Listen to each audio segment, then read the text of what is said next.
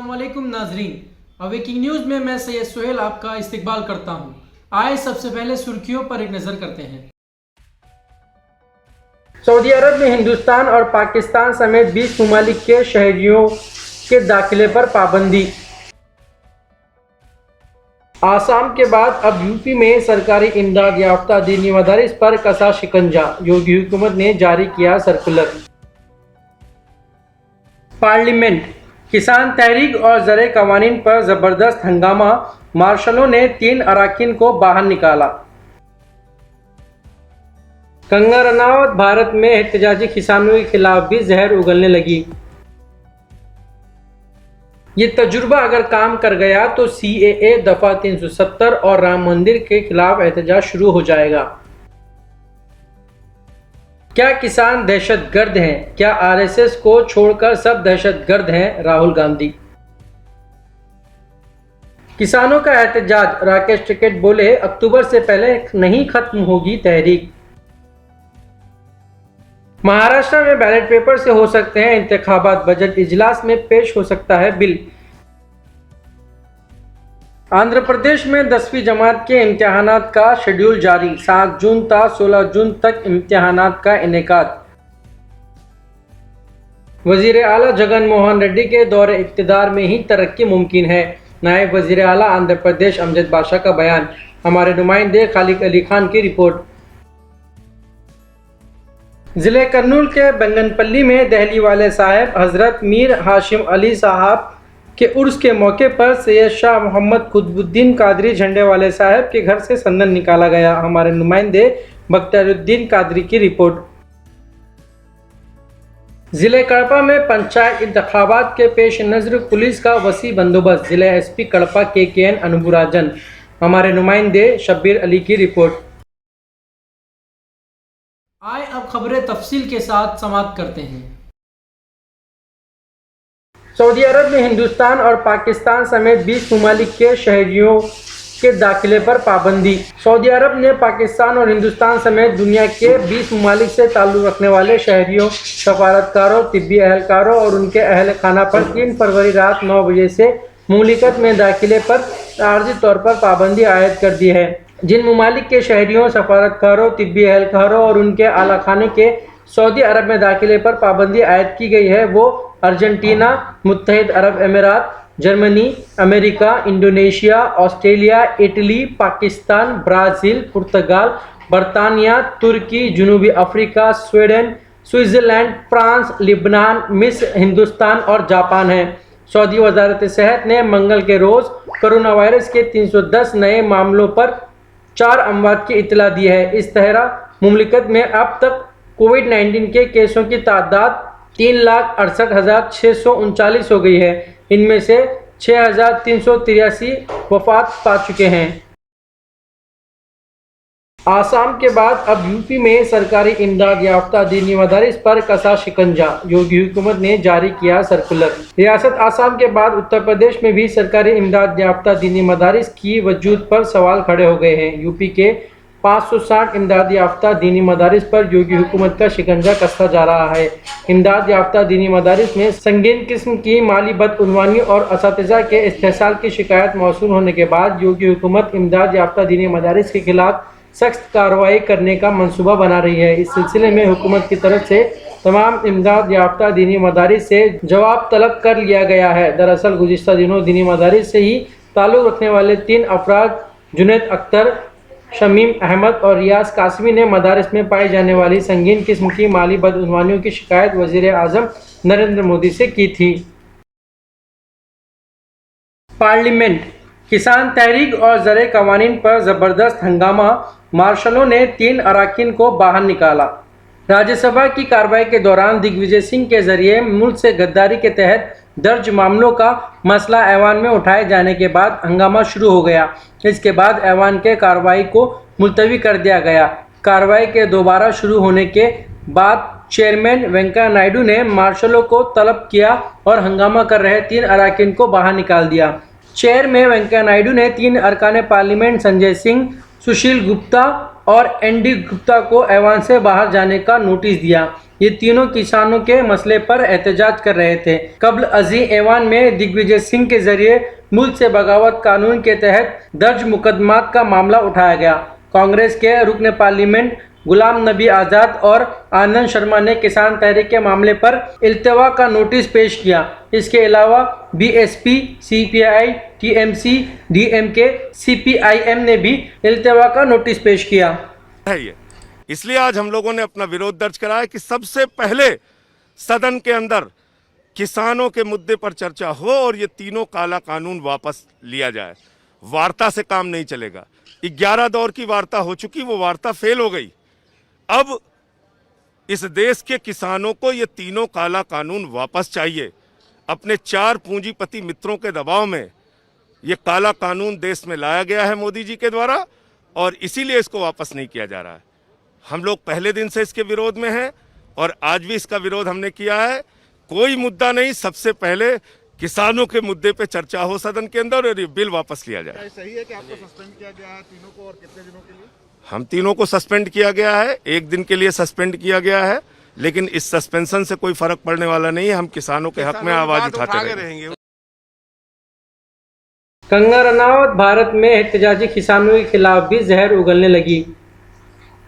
कंगना रनावत बॉलीवुड की वो अदाकारा है जो अपने काम से ज़्यादा अपनी जहर उगलती ज़बान के लिए मशहूर है। कंगना रनावत मुसलमान और पाकिस्तान के खिलाफ जहर उगलने का कोई मौका हाथ से जाने नहीं देती। यहाँ तक कि उन्होंने अपनी ही फिल्म इंडस्ट्री के साथ फनकारों के खिलाफ भी गुज़िश्ता कई बरसे जंग का मुआवजा खोल रखा है, और अब वो अपने हुकूक के लिए लड़ने वाले भारतीय किसानों के खिलाफ भी मैदान में उतर आई। भारत में किसानों के हुकूमत मुखालिफ एहतजाज ने बैनुल अक़वामी तवज्जो हासिल कर ली है। यहाँ तक के बॉलीवुड पॉप स्टार रिहाना ने भी भारतीय किसानों के हक में आवाज़ बुलंद कर दी है। मंगल के रोज़ गुलकारा रिहाना ने भारतीय किसानों के एहतजाज की एक खबर ट्विटर पर शेयर करते हुए लिखा, क्यों हम इसके बारे में बात नहीं कर रहे हैं। इसके साथ उन्होंने किसानों का एहतजाज हैशटैग भी इस्तेमाल किया।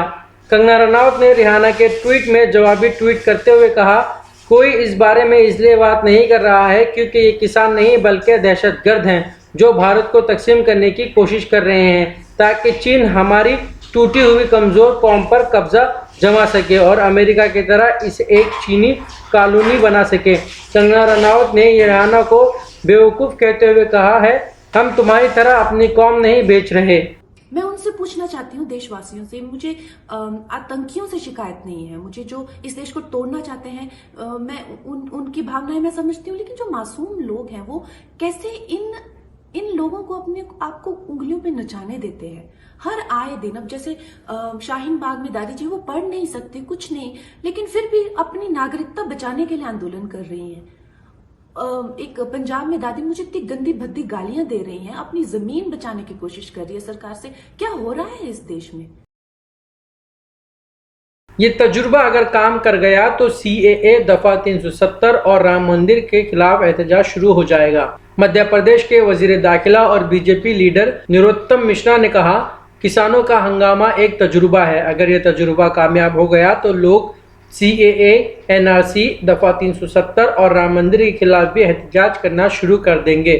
कोई ये बताने को तैयार नहीं है कि सियाह कानून में सियाह क्या है। ये मुजाहिरे तस्वीर पर मबनी है। क्या किसान दहशतगर्द हैं? क्या RSS को छोड़कर सब दहशतगर्द हैं? राहुल गांधी। कांग्रेस के साबिक सदर राहुल गांधी ने आज एक प्रेस कॉन्फ्रेंस से खिताब करते हुए मरकज की मोदी हुकूमत को न सिर्फ तनकीद का निशाना बनाया बल्कि गैर जिम्मेदार भी ठहराया। उन्होंने मीडिया के सवालों का जवाब देते हुए कहा कि लाल किले पर अगर कुछ गलत हुआ है तो ये वजारत दाखिला की जिम्मेदारी है। वजारत दाखिला को ये देखना चाहिए कि वो आखिर लाल किले अहाते में गए कैसे। सच ये है कि हुकूमत अपना काम ठीक तरह से नहीं कर रही है। उन्होंने मजीद कहा कि मुल्क इस वक्त खतरनाक सूरत हाल का सामना कर रहा है। एक तरफ चीन बॉर्डर पर ज़मीन कब्जा करने में लगा हुआ है और दूसरी तरफ किसानों का मसला हल नहीं किया जा रहा है। राहुल गांधी ने इस दौरान सवालिया लहजे में कहा कि क्या किसान दहशतगर्द हैं? क्या RSS को छोड़कर सभी दहशतगर्द हैं? किसान हमारे अन्नदाता हैं, वो दहशतगर्द नहीं हैं। अगर RSS को छोड़कर बाकी हिंदुस्तानियों को दहशतगर्द कहा जा रहा है तो ये ठीक नहीं है। राहुल गांधी ने अपनी बात आगे बढ़ाते हुए कहा कि जल्द अज जल्द मसले को हल करने की ज़रूरत है। मैं किसानों को अच्छी तरह से जानता हूं कि वो पीछे नहीं हटेंगे। आखिर में हुकूमत को पीछे हटना ही पड़ेगा। फायदा है कि आज ही हट जाएं। कांग्रेस के साबिक सदर ने दफाई बजट को लेकर भी मोदी हुकूमत पर हमला किया। उन्होंने कहा कि सर्दी में लद्दाख में हमारी फौज खड़ी है और आप उनको पैसा नहीं दे रहे हैं। ये कौन सी हुब्बुल वतनी है, कौन सा नेशनलिज्म है। Today, Delhi is surrounded by our farmers. They are the people who give us sustenance. They are the people who work for us. Why is Delhi being converted into a fortress? Why are we threatening our farmers, beating our farmers, killing our farmers? Why is the government not talking to the farmers? And why is the government not resolving this problem? This problem is not good for our country. It is not good for the peace and harmony in our country. It's not good for the future of our Kisans. They need clarity. The Prime Minister saying that the offer is still on the table to postpone these laws for 2 years. What does that mean? Either you believe that you need to get rid of the laws or you don't.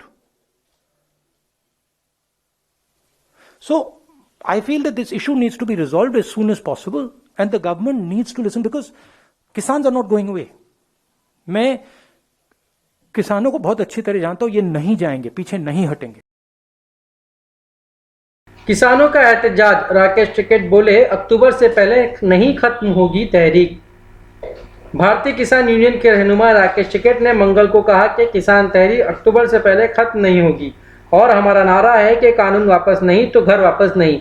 इससे पहले Shiv Sena leader Sanjay Rawat ने मंगल को उत्तर प्रदेश की सरहद पर गाजीपुर पर किसानों के मुजाहरागाह पर भारतीय किसान यूनियन के रहनुमा राकेश टिकैत से मुलाकात की। किसानों के मुजाहरागाह पर सिक्योरिटी बंदोबस्त सख्त कर दी गई है। रावत दोपहर में तकरीबन 1 बजे यहां पहुंचे और मंच के पास टिकैत और दीगर एहतजाजकारों से मुलाकात की। रावत ने कहा 26 जनवरी के बाद जिस तरह से यहां तोड़फोड़ हुई और टिकैत और तहरीक को कुचलने की कोशिश की गई, हमने महसूस किया है कि किसानों के साथ खड़े रहना और पूरे महाराष्ट्र शिवसेना और उद्धव ठाकरे की तरफ से हिमायत करना हमारी जिम्मेदारी है। सरकार का कहना है कि बजट बहुत अच्छा है, बजट लोगों के लिए है। सामना ने लिखा है कि नहीं, बजट बहुत ही खराब है। सिर्फ सामना नहीं बोल रहा है, देश बोल रहा है। देश बोल रहा है। और देखिए, अगर बजट अच्छा है तो सबसे पहले किसान क्यों बॉर्डर पे बैठे हैं 60 दिन से, वो अपने घर क्यों नहीं जा रहे हैं, उनके लिए क्या है। महाराष्ट्र में बैलेट पेपर से हो सकते हैं इंतखाबात, बजट इजलास में पेश हो सकता है बिल।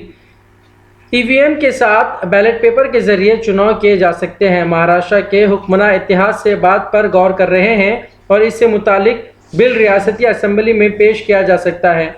न्यूज़ 18 के मुताबिक महाराष्ट्र असेंबली के स्पीकर नाना पटोले ने उन्हें बताया कि उन्होंने उद्धव ठाकरे हुकूमत को ईवीएम के साथ बैलेट पेपर के साथ इंतखाबात कराने के लिए एक ड्राफ्ट तैयार करने के लिए कहा है। पटोले ने मजीद कहा है कि अगर ड्राफ्ट तैयार है तो बिल बजट इजलास में पेश किया जा सकता है। वाज़ेह है, जो बिल असेंबली में पेश किया जाएगा उसका ताल्लुक सिर्फ रियासती असेंबली और मुकामी इकाइयों के इंतखाबात से ही होगा। अगर उद्धव ठाकरे हुकूमत इस पर गौर करके आगे बढ़ती है तो महाराष्ट्र रियासत में बैलेट पेपर और ईवीएम पर एक साथ इंतखाबात कराए जा सकते हैं। आंध्र प्रदेश में 10वीं जमात के इम्तिहानात का शेड्यूल जारी। 7 जून था 16 जून तक इम्तिहानात का इनेकाद। हमारे नुमाइंदे मुतर अली खान की रिपोर्ट। रियासत वज़ीर तालीम ए सुरेश ने आज 10वीं जमात के इम्तिहान का शेड्यूल जारी किया। 7 जून था 16 जून इम्तिहान मुनक्किद होने का ऐलान किया। साथ ही इंटरमीडिएट इम्तिहानात की तारीखों का भी उन्होंने ऐलान किया। इंटरमीडिएट इम्तिहानात 5 मई तक 23 मई मुनक्किद किए जाएंगे। 21 जुलाई से आंध्र प्रदेश में नए तालीमी साल का आगाज होगा।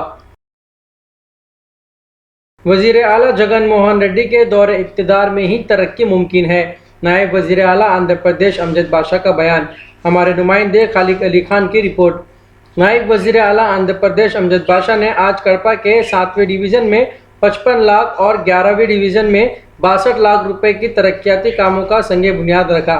इस मौके पर अखबारी नुमाइंदों से बात करते हुए उन्होंने कहा कि मुल्क में कहीं भी इतनी तरक्की नहीं हुई है जैसी कि आंध्र प्रदेश में वजीर आला वाई एस जगनमोहन रेड्डी कर रहे हैं।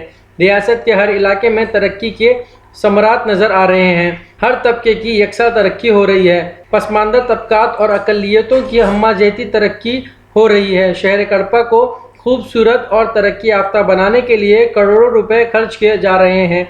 आज कड़पा को स्पोर्ट हब में तब्दील किया जा रहा है। जिला में तिब्बी सहूलियात और हॉस्पिटल को उरूज दिया जा रहा है। आइंदा 3 वर्षों में कड़पा को इंडस्ट्रियल टाउन बनाने के लिए तमाम तर काम किए जा रहे हैं। पुराना कड़पा छिरू को हैदराबाद के टैंक बंग की तर्ज पर तरक्की दी जा रही है, जहां पर सुबह और शाम में आवाम मॉर्निंग वॉक कर सकेंगे। अमजद बादशाह ने कहा कि कड़पा को एक मेट्रोपॉलिटन सिटी में तब्दील किया जाएगा। इस जिले कर्नूल के बंगनपल्ली में दहली वाले साहब हजरत मीर हाशिम अली साहब के उर्स के मौके पर सैयद शाह मोहम्मद कुतुबुद्दीन कादरी झंडे वाले साहब के घर से संदन निकाला गया। हमारे नुमाइंदे बख्तियारुद्दीन कादरी की रिपोर्ट। जिले कर्नूल की बंगनपल्ली में दहली वाले साहब हजरत मीर हाशिम अली साहब के उर्स के मौके पर सैयद शाह मोहम्मद कुतुबुद्दीन कादरी झंडे वाले साहब के घर से संदन निकाला गया। इस मौके पर सैयद शाह मौलवी पाशा साहब और आपके मुरीदीन ने शिरकत की। बंगनपल्ली के तमाम अकीदतमंद हजरात ने इस मौके पर अपनी हाजिरी पेश की और फैज़ व बरकत हासिल की।